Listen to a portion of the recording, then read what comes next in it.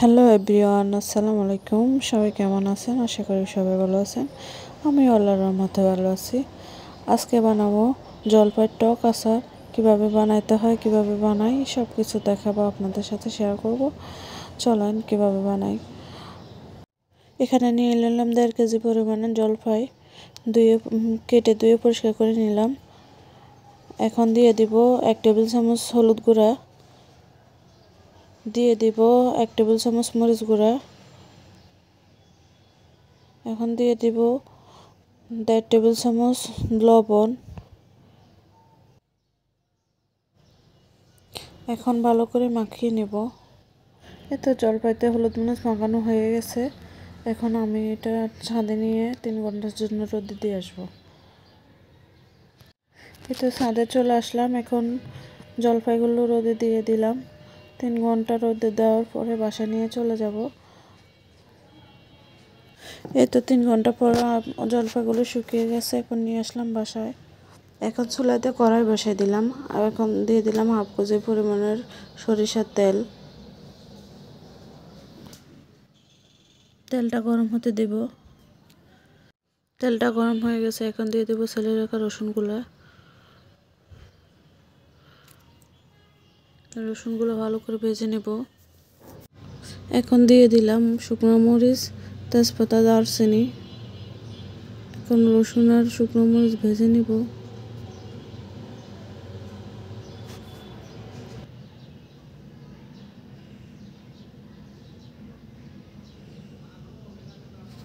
ভালো করে নেড়ে ছেড়ে ভেজে নিতে হবে। এখন দিয়ে দেব 1 টেবিল চামচ আদা বাটা, 1 টেবিল চামচ রসুন বাটা, দিয়ে ভালো করে নেড়ে ছেড়ে নেব। এখন আদা রসুনগুলো তেলের মধ্যে ভালো করে ভেজে নেব।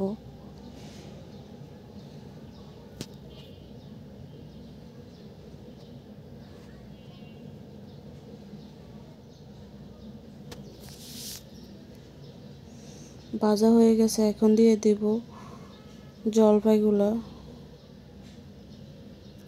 জলপাইগুলো দিয়ে দিছি। এখন নেড়ে জলপাইয়ের রসুনগুলো ভেজে নেব। ভালো করে নেড়ে নেড়ে ভেজে নিতে হবে। একটু টকটা ব্যালেন্স করার জন্য দিয়ে দিব সামান্য পরিমাণে চিনি।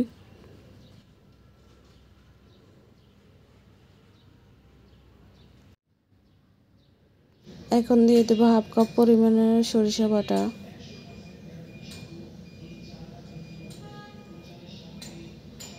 দিয়ে দেব স্বাদ মতো লবণ।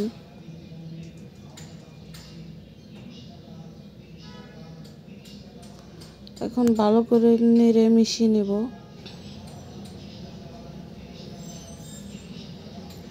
এই তো মিশানো হয়ে গেছে। এখন ভালো করে একটু ফুটিয়ে নেব।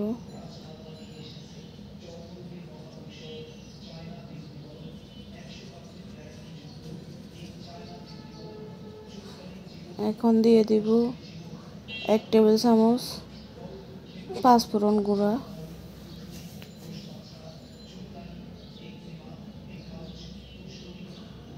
আবার ভালো করে মিশিয়ে নেব।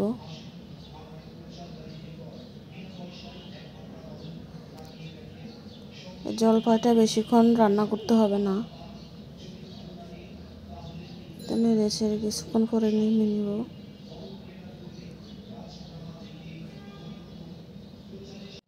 এই তো আমার আচারটা হয়ে আসছে। এখন দিয়ে দেব ভিনেগার। 1/2 বোতল ভিনেগার দিয়ে দিলাম। এই তো ভিনেগার দেওয়ার পরে একটু ফুটিয়ে নেব।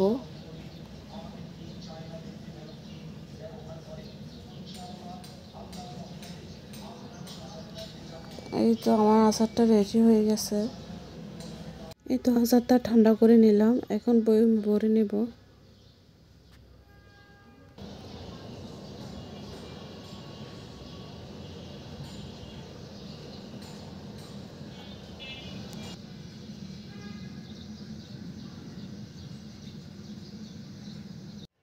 এই তো বয়মে আচারগুলো নেওয়া হয়ে গেছে। এখন দিয়ে দেবো 1/2 কেজি পরিমাণে সরিষার তেল।